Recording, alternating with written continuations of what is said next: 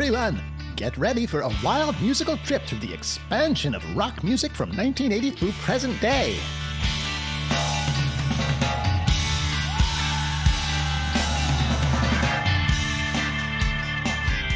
Wow, Maestro! That's a long musical journey, so let's get going.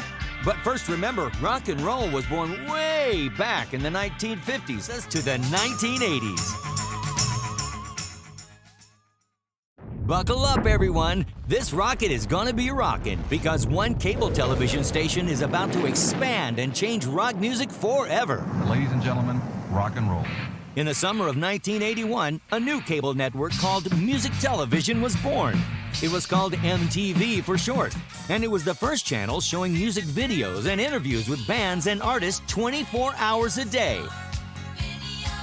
MTV created an exciting new opportunity because now bands and musical artists could share their music by inventing creative ways to make music videos.